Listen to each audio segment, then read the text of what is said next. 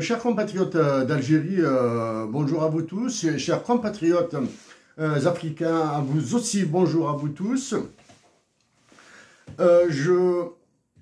Après ce qui s'est passé en Algérie, en particulier l'organisation de ce folklore qui s'appelle la foire intra-africaine, des événements plus profonds se sont dessinés en Algérie. En Algérie, en premier lieu, je dis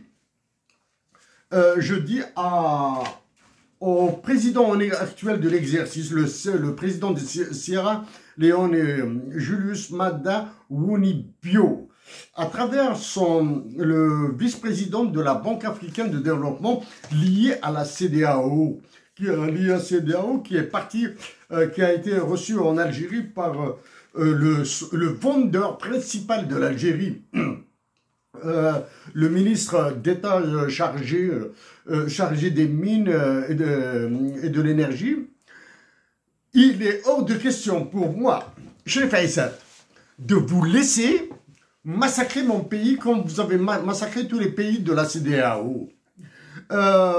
Au président du Sierra Leone, votre pays, et je suis triste pour toute la nation du Sierra Leone d'être dans la position qui est la sienne actuellement en termes de sous-développement, en termes de pauvreté, en termes de misère.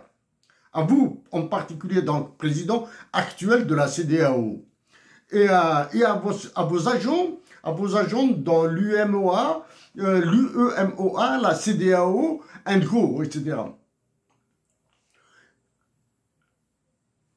Je vous le répète une énième fois. C'est la nation algérienne qui vous sauvera. Même si la nation algérienne actuellement souffre le martyre, et je vais aborder quelques détails de cette souffrance, de ce martyre, c'est la nation algérienne qui vous sauvera. Okay? Je le répète encore, la CEDEAO, ECOWAS en anglais, l'UEMOA, l'Union économique monétaire ouest-africaine, West African Monetary Union, l'UMOA, l'Union monétaire ouest-africaine, West African Monetary Union. Cette banque, la banque d'investissement et de développement de la CEDEAO, sont des organisations terroristes. Vous, messieurs qui êtes dans ces organisations, vous êtes des assassins. Il y a suffisamment de tribunaux sur la planète pour que vous m'attaquiez en justice. Il y a suffisamment de cours pour que vous m'attaquiez en justice. Vous êtes les agents de l'assassinat de toutes les nations africaines. Encore une fois, avant de revenir sur certains détails qui concernent mon pays, l'Algérie, avec le Maroc, avec la Tunisie, avec la Libye, le Mali, etc., je vous le répète. Vous êtes les agents du génocide africain. OK? Et d'emblée, j'ajoute 2 chefs d'État, sans citer leur chef du gouvernement. Le président de la Côte d'Ivoire, Alassane Ouattara, le président du Sénégal, Bassirou Diomaye Faye.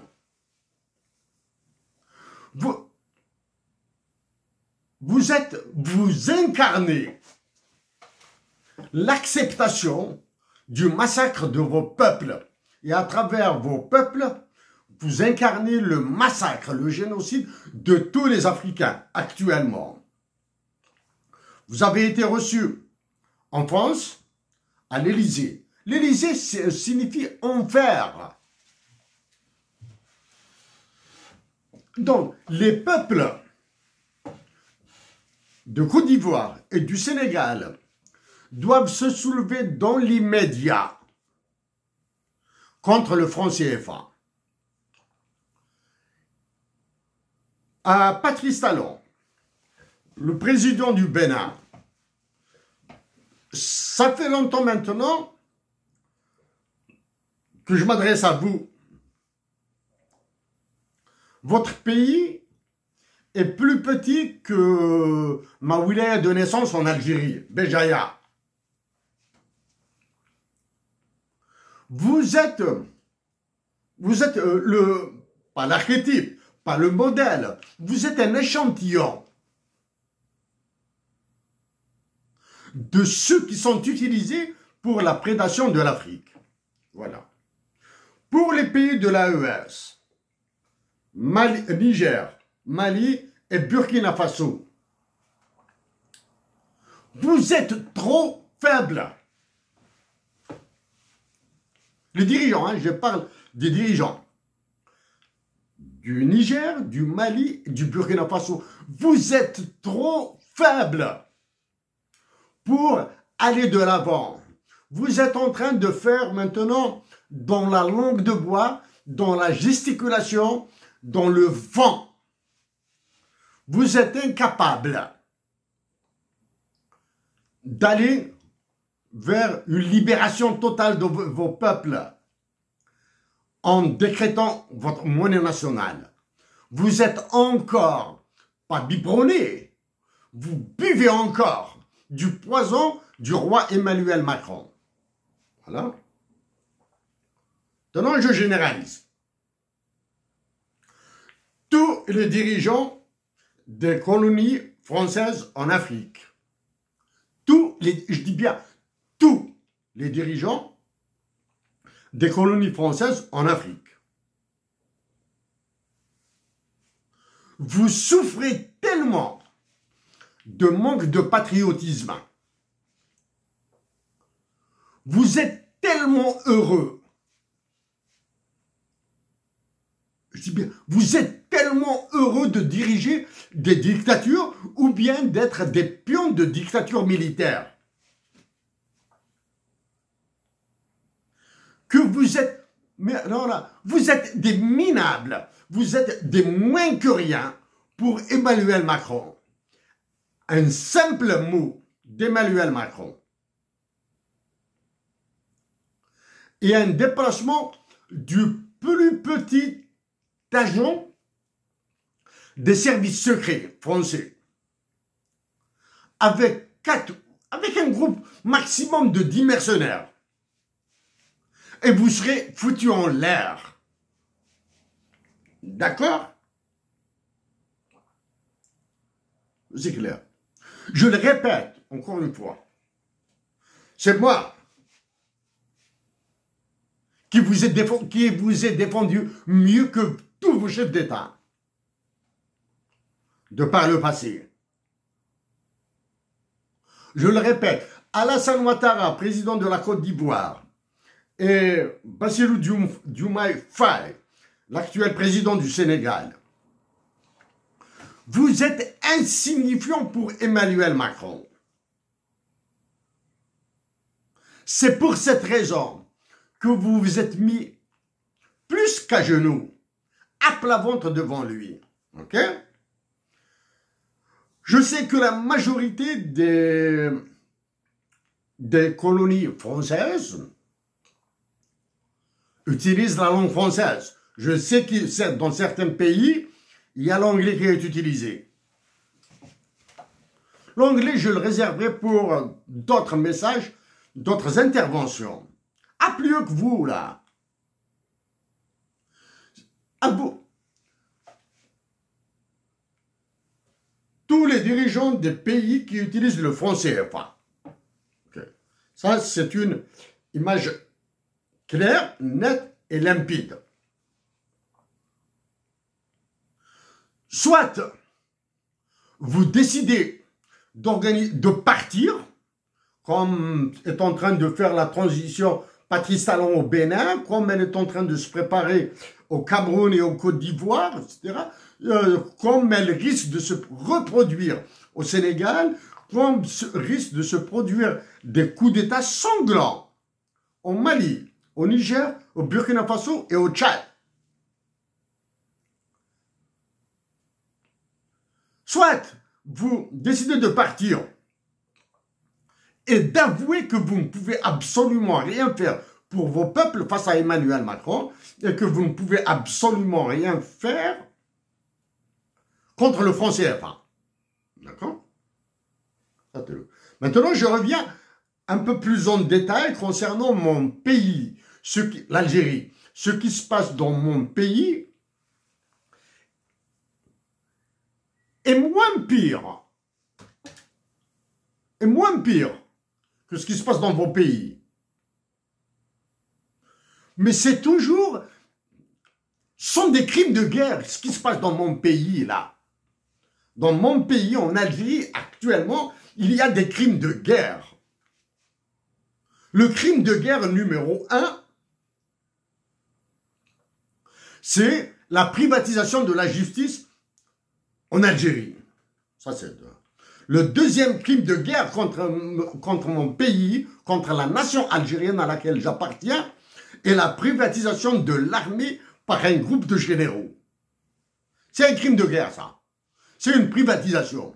Le troisième crime de guerre qui est en train de s'exécuter en Algérie, c'est la braderie de ses richesses naturelles par un soi-disant ministre d'État des mines et de l'énergie, qui a été mis en arrière-plan par son remplacement par un nouveau ministre qui ne sera même pas secrétaire, qui sera juste un agent d'exécution. Monsieur Al-Kab, c'est vous que je vise. C'est à vous de donner les motifs, les raisons, si tant est, on peut avoir des raisons, de votre acceptation de massacrer votre pays. Ok? Donnons ça. Donc, à mes compatriotes d'Algérie, à tous mes compatriotes africains, tous, je vous supplie de demeurer pacifiques. Ça, c'est la première. Je vous supplie d'éviter toutes les guerres civiles entre vous. Je vous supplie de trouver ces intelligences-là pour pousser, pour ordonner à ces militaires. Ils sont nuls, y compris les militaires algériens. Je parle des généraux. Les militaires africains qui acceptent de massacrer leur peuple, de trouver cette intelligence, de leur dire soit d'être patriotes comme l'ont été leurs prédécesseurs, et pas par le slogan d'être des patriotes comme Sankara, comme Monguier du Cameroun, d'être des patriotes comme Aban Ramdan en Algérie, ou de foutre le camp. Emmanuel Macron ignore les dirigeants du Sénégal, du Mali, alors là celui du Tchad. C'est encore pire. Et il ignore les dirigeants, les décideurs du Bénin, de la Côte d'Ivoire. Alassane Ouattara, c'est une honte de voir un président, soi-disant président, africain, s'accrocher au bras d'un jeune président. C'est une honte. On dit qu'il y a certaines images qui révèlent tout. Qui révèlent tout ce qui se passe. Pas dans la cuisine, pas dans vos cuisines. Tout ce qui se passe à travers des petits mots, un petit coup de téléphone, un très bref appel téléphonique de Macron qui vous dit « tu fais ça, tu fais ça, tu fais ça » et tu tais ta gueule. Comme ça, c'est comme ça que vous parle Emmanuel Macron. Je reviens maintenant à ce qui se passe dans mon pays, l'Algérie, et empire chez vous. C'est empire dans mon pays. La foire intra-africaine, en plus d'avoir gaspillé de l'argent algérien, du dollar algérien, de l'euro algérien, a montré l'insignifiance des généraux de l'état-major. Des généraux qui exercent actuellement des fonctions de commandement et d'opérationnel au niveau de l'état-major de l'armée algérienne. Donc, les généraux algériens et les officiers supérieurs maintenant, j'ajoute les officiers supérieurs, c'est-à-dire commandants, lieutenant-colonel et colonel, patriotes, qui aiment leur pays, qui sont Amazirs. D'abord, Amazirs, qui signifie homme libre, et ensuite musulmans, pour dire qu'ils ont du cœur, pour avoir pitié de ce qui se passe en Algérie, doivent chasser ces généraux actuellement. Celui qui prétend être le président de la République, alors qu'en fait c'est juste l'occupant de la conciergerie de Macron à Alger, doit rester le temps de renouveler l'état-major, même pas de renouveler l'état-major, de chasser uniquement l'état-major actuel et d'organiser une élection présidentielle. Okay. À tous les généraux, j'ai honte de dire les généraux là, à tous les généraux algériens, vous avez fait du moins on vous a ordonné de commettre des conneries, de faire des crimes en Algérie, on vous l'a ordonné, vous avez reçu de l'ordre des pays de l'OTAN pour inclure l'intervention de l'armée algérienne à l'étranger. Vous serez des criminels si vous ordonnez aux soldats, à mes frères soldats algériens, qu'ils soient le long des frontières ou qu'ils soient dans des unités dans les villes algériennes, d'intervenir à l'étranger. Le crime de la mobilisation générale est un autre, sur lequel je reviendrai bien sûr. Je n'ai pas suffisamment de temps pour aborder tout là.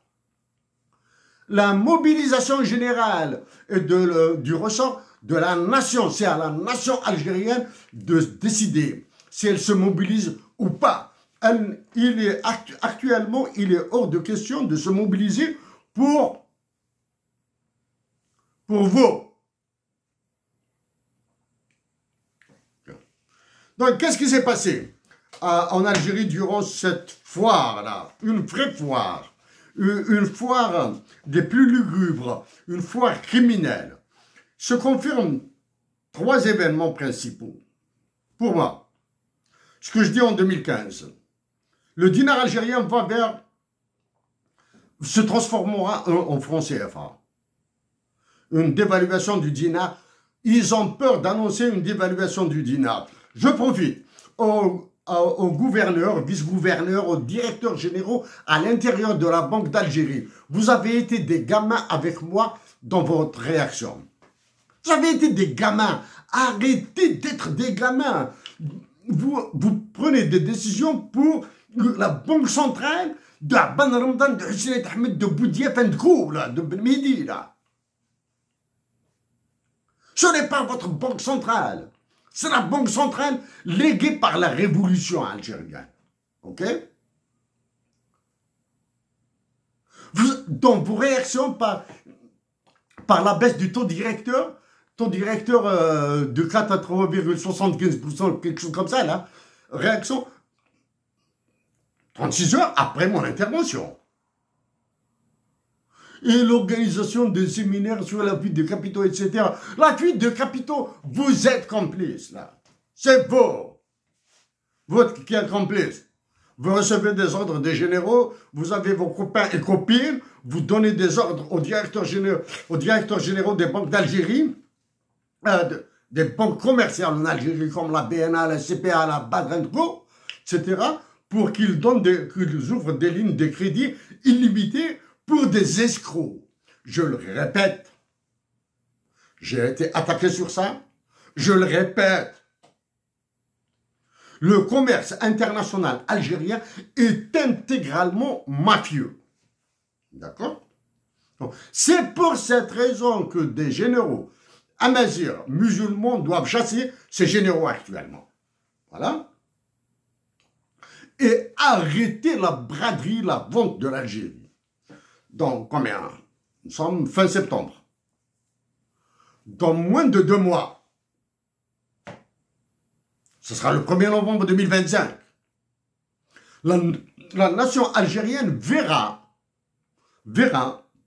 comment sera célébré ou commémoré le 1er novembre 1954. C'est la première. La nation algérienne verra si le 1er novembre 2025, tous les détenus politiques et absolument tous seront libérés. Ça, c'est le 1er novembre 2025. Et dans moins de 3 mois, ça sera la nouvelle loi des finances pour 2026. À tous mes compatriotes d'Algérie, je défie tous les Algériens, tous, absolument tous, presque, d'avoir suivi les chiffres algériens, les chiffres internationaux de l'Algérie, comme je l'ai fait depuis 2012. Oui, nous avons quelque chose comme 68 milliards de réserves internationales. 68 milliards de dollars de réserves internationales, c'est un double zéro pointé pour une nation dont j'ignore le nombre d'habitants. J'ignore le nombre d'Algériens et d'Algériennes. J'ignore.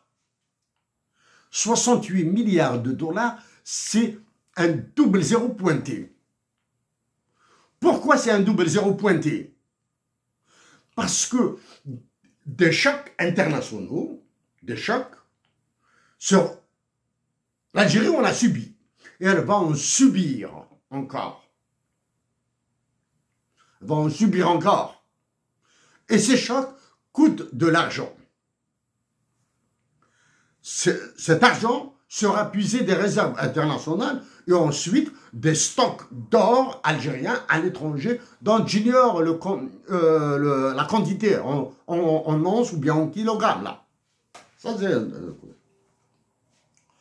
le prix des médicaments vont flamber. Donc, les Algériens vont mourir parce que les médicaments seront chers. Parce que celui qui se prend pour le président de la République, le concierge de Macron à Alger, là, les généraux vont se servir. La fuite de capitaux est en train de nous saigner. Ça, c'est un côté. D'un autre côté, il y a cette affaire du drone malien abattu par l'armée algérienne, l'armée de l'air algérienne, je présume. J'ignore qu'il a abattu. Bon, est-ce que c'est l'armée de l'air? Est-ce que c'est juste un missile terre-air et qui a été utilisé? J'ignore. L'appel. Là, je m'adresse à Assimi Goïta du Mali et à son ministre des Affaires étrangères, Abdoulaye, le nom, désolé, je n'ai pas tous les noms là. Abdoulaye. Arrêtez d'être des gamins là. Arrêtez d'être des enfants. Là. Bon, d'accord, vous êtes nuls. Vous êtes nuls en négociation internationale. Vous n'avez aucune vue sur au moins 5 ans, de très court terme. 5 ans, c'est 2 fois rien là. 5 ans, c'est 5 jours là. Dans la vie d'une nation, c'est 5 jours. Même pas. C'est 2 jours. 2 jours. Là, vous comptez, au lieu de chercher à dénouer la crise, à trouver des terrains d'entente, même si je dis des mots extrêmement sévères, mais maintenant sur vous. Alors, il se trouve que c'est vous qui prenait les décisions. Vous n'avez aucune intelligence, vous n'avez aucun sens du patriotisme, vous n'avez aucune évaluation de cette bouilloire mondiale. Actuellement, le monde est devenu une bouilloire, mais c'est une bouilloire qui ne doit pas faire peur aux Africains, s'ils savent se défendre. Okay? C'est une bouilloire. Ça siffle de partout, mais rien de grave ne se produira, excepté en Palestine. L'extermination de mes compatriotes, de mes frères et sœurs palestiniens. Ça va continuer, ça. Okay? Donc, les dirigeants du Mali et de l'Algérie, ils ont peur d'Emmanuel Macron. Aucun sens de la dignité patriotique, les dignités privées, les dignités familiales, ça, ce sont vos affaires, là. Ces histoires de drogue, là, moi, la drogue, l'Algérie est un narco-État. Hein. Toute l'Afrique est un continent narcotique. Toute l'Afrique, là. Hein. Maintenant, vous, donc, Assimi Goïta du Mali, son ministre des Affaires étrangères, et le général qui est Premier ministre, là, élevez un petit peu, même pas élever le niveau. Sortez de votre médiocrité, là. Sortez. L'autre histoire.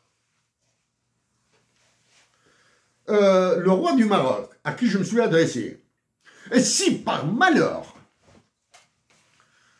le représentant de l'ambassadeur du Maroc à l'ONU, ou bien si son ministre des Affaires étrangères critique mes mots, ou bien réagit à ce que je dis, je vais aller encore plus loin.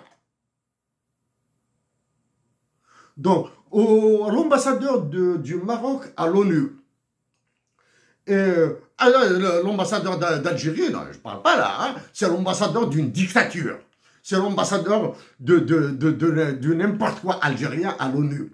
Donc, à l'ambassadeur du Maroc à l'ONU, à son ministre des Affaires étrangères, vous qui avez, monsieur, vous avez le mot facile, hein, vous avez un sens de la répartie. Hein, vous avez. Je me sens plus frère avec les Marocaines et les Marocains que vous avec les Marocains et les Marocaines. Je dis que si je suis élu président de la République, première décision, je survalue le dinar algérien pour le mettre au niveau du dirham marocain, j'ouvre la frontière algéro-marocaine, je démilitarise l'ouest algérien, et la liberté de personne. Ok? Je sais que ce sont les Marocains qui nous ont aidés durant la guerre de libération nationale. Je sais beaucoup plus de choses que vous. D'accord?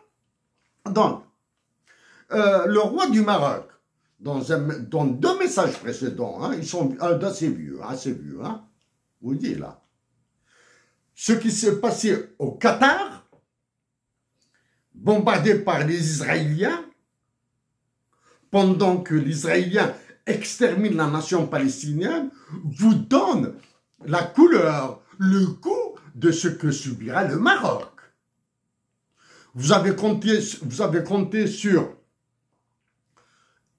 votre petit pharaon là, Emmanuel Macron, qui est en train de galérer, mais là, son intelligence lui suffit largement pour battre tout ce qui se passe là en France là. Pour Emmanuel Macron, c'est un chahut c'est des petits chahuts de l'opposition là, ce qui se passe là. C'est deux fois rien pour lui. Donc, vous avez compté sur l'appui d'Emmanuel Macron pour vous donner le Sahara occidental. Vous avez compté sur le soutien des États-Unis d'Amérique et de Donald Trump à travers les accords d'Abraham, etc. pour appuyer votre accaparement du Sahara occidental. Ça, ce n'est contemporain. Ce qui s'est passé au Qatar, abandonné par la France, abandonné par l'OTAN, abandonné par les États-Unis d'Amérique, vous donne un avant-goût là. Hein. Moi, le roi du Maroc, nous avons un peuple sahraoui dans l'ouest algérien. Il y a d'autres Sahraouis qui vivent en Algérie et qui doivent vivre tant qu'il n'y a pas la paix au Sahara occidental. Je vous ai dit que les Sahraouis qui résident en Algérie doivent choisir entre demeurer algérien, devenir citoyen marocain, demeurer citoyen de leur pays. Citoyen, c'est un bien gros mot de ma part, parce que le Sahara occidental est occupé pour moi.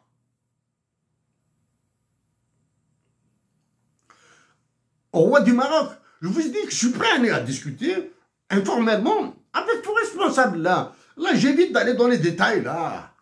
Les détails sont un peu plus complexes que ça là. Et vous êtes... on vous l'a dit.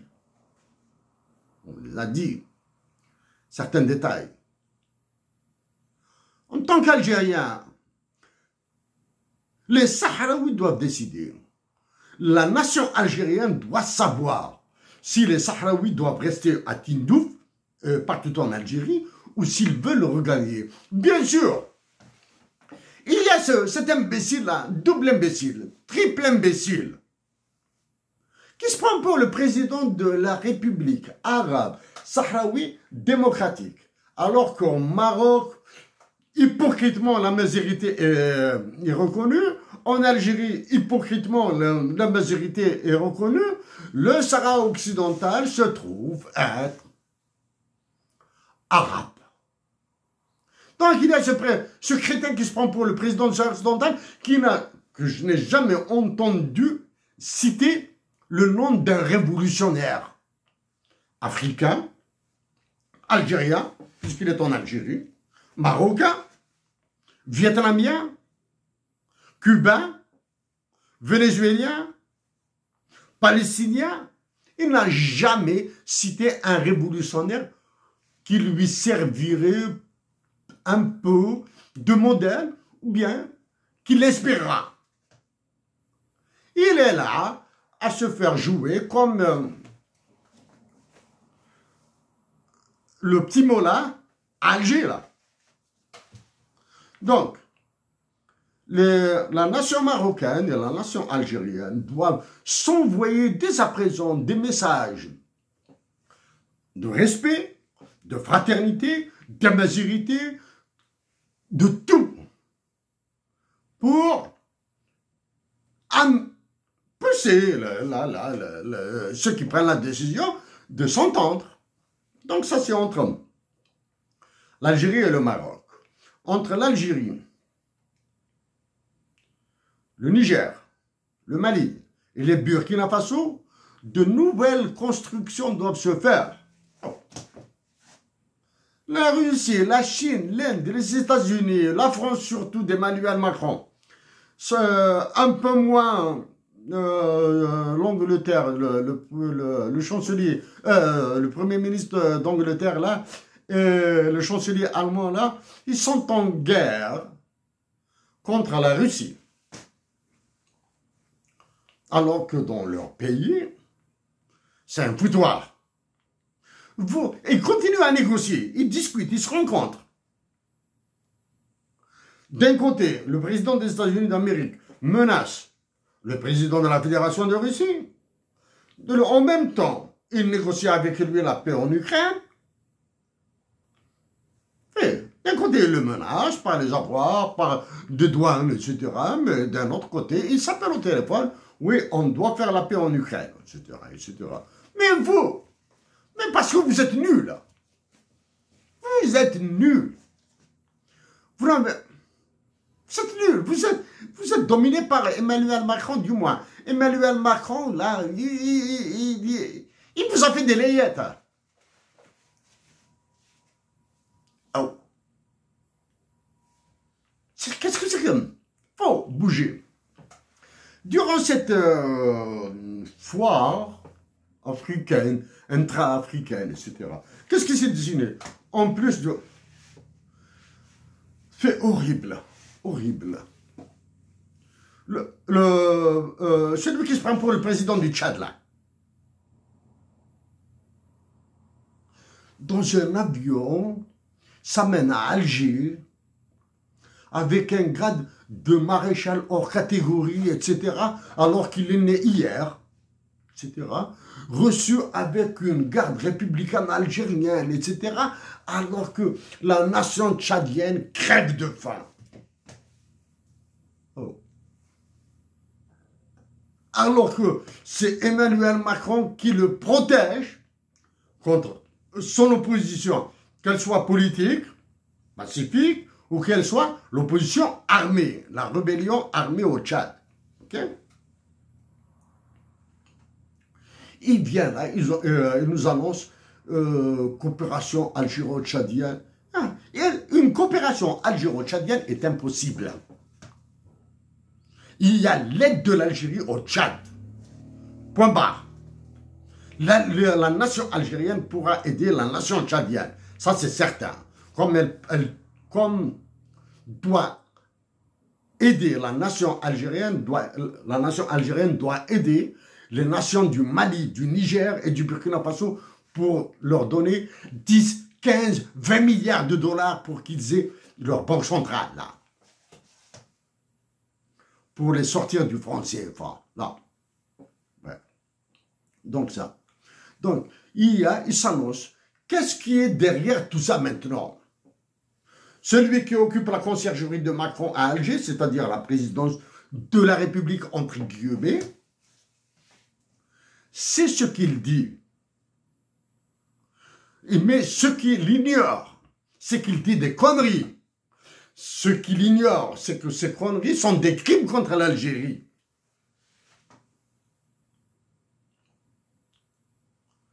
Continuer avec un tel dinar, rejoindre la CEDEAO, participer dans le capital de la BCAO, de la Banque centrale des États de l'Afrique de l'Ouest, bêtise qui a été faite par le Maroc, par l'État marocain. Okay. Chers compatriotes d'Algérie, il y a un autre mouvement maintenant, à tous les Africains d'ailleurs. Il y a un autre mouvement qui vous est difficile de cerner. Ça et là, c'est un mouvement qui vient des États-Unis d'Amérique. Hein. C'est un mouvement qui vient des États-Unis d'Amérique. Sauf qu'il est conduit par trois optiques différentes.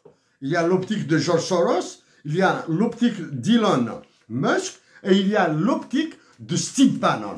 Et actuellement, c'est l'optique de Steve Bannon qui fonctionne. Elle vient des États-Unis d'Amérique, elle est passée par l'Irlande, la Norvège, la Suède, l'Allemagne, l'Angleterre, actuellement c'est la France qui traîne, bientôt ce sera l'Espagne. Là maintenant elle est en Algérie, hein. Elle est arrivée en Algérie.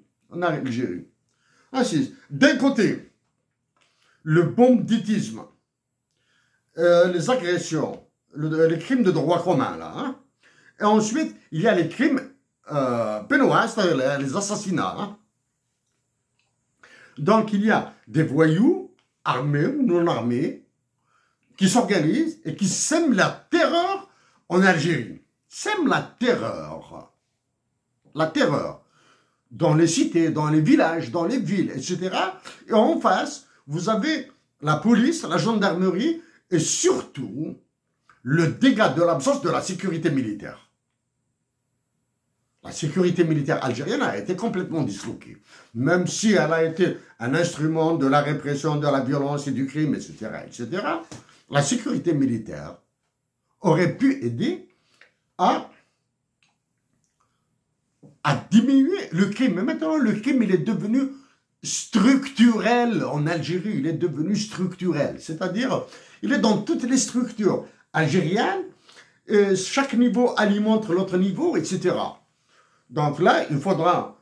Ce crime structurel s'articule autour des gangs, des narco-États, des gangs les gros nababs du trafic de drogue et de stupéfiants, là.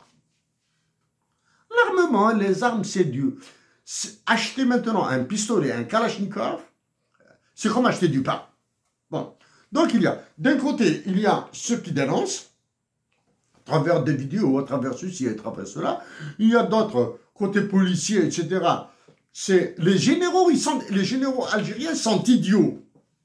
Ils croient qu'en laissant l'inviolence s'installer en Algérie, Ils croient qu'ils seront les sauveurs. Ah non, vous êtes les instigateurs. C'est de votre faute, la violence qui s'installe là. Parce que vous avez privatisé la justice, vous avez privatisé la police, vous avez mis au pas, les structures de sécurité et de sûreté, etc. Donc là, il y a ce mouvement. C'est un mouvement qui risque de vous ravager. Donc, actuellement, il est très apparent à Alger, à Oran, il commence à apparaître à Tizi Ouzou et à Béjaïa. Ok. À Tizi Ouzou et à Béjaïa, qu'est-ce qui va se passer? En plus de cet entretien de la violence par les gangs, par les voyous, etc., etc., il y a cette bonne dame-là, qui annonce la mise en exploitation du chantier, du projet de terre-à-mine à Ouadamezor. Madame, ça, je vous renvoie au ministre de l'énergie qui est passé ministre d'État. Hein. La politique du ministre, conduite par ce ministre de l'énergie, hein, ministre d'État, elle est équivalente à la politique de la Banque d'Algérie. Les deux politiques de l'énergie, des mines, c'est-à-dire de la braderie et de la monnaie, du dinar, et ce qui se passe avec le dinar et le commerce international algérien, etc. Bien sûr, appuyé par les généraux, et pas celui qui occupe le Moradier. Celui qui occupe le Moradier ne comprend absolument rien à ce qui se dessine. Okay. Donc il y a cette bonne dame qui relance Ouadamezor. Terre-à-mine Ouadamezor. Madame, vous a-t-on ordonné de le déclencher pour que la vallée de la Soumam s'embrase, et contre la vallée de la Soumam s'embrase, elle sera massacrée comme en 2000, comme avant, etc., etc., et que la vallée du Tizi Ouzou et sa région va s'embraser aussi. Ensuite, là, vous allez justifier des états d'urgence, etc., et le maintien de ces deux ordres actuels, c'est-à-dire le maintien des généraux, etc., etc. Madame, réveillez-vous. Ouais, vous pouvez accepter d'être ministre. Du moins, on vous a ordonné d'être ministre, vous serez ministre, etc. Mais modérez un petit peu vos mots. Chers compatriotes d'Algérie, chers frères et sœurs d'Afrique, et l'intelligence de la paix, là. Cette histoire de terrorisme, de djihadisme, de je sais quoi là, de terrorisme islamiste, de Boko Haram au Mali, au Niger, au Burkina Faso, au Tchad, etc., c'est du pipeau. C'est du pipeau, c'est du n'importe quoi. Ils veulent vous maintenir dans la peur, dans l'asservissement, et ils veulent vous maintenir esclaves. Et l'intelligence de la paix. Inspirez-vous pas de ceux qui prennent des décisions, ils ne dirigent pas, ceux qui prennent des décisions pour l'Algérie actuellement. Inspirez-vous de ceux qui vous ont libéré avant, durant la révolution algérienne et en partie dans sa dernière phase, la guerre de libération nationale 1954-1962. C'est grâce à cette guerre de libération que vous avez eu vos indépendances. Rôle d'indépendance, vous me direz. Avec un cœur blanc, chers compatriotes d'Afrique. Ah, dans le cas de mon pays, il est hors de question que je me taise. Il est hors de question que je me taise. À vous tous, dites à nos frères et sœurs de Palestine, au moins que nous les aimons, au moins ça. Nous sommes incapables de les défendre, nous sommes incapables de les nourrir, nous sommes incapables de les soigner, nous sommes incapables de quoi que ce soit. Disons-leur que nous les aimons. Et évitez l'erreur de dire que les dirigeants palestiniens sont ceci et cela, sont corrompus ou pas, etc. Dans toutes les guerres de libération, il y a ce genre de comportement.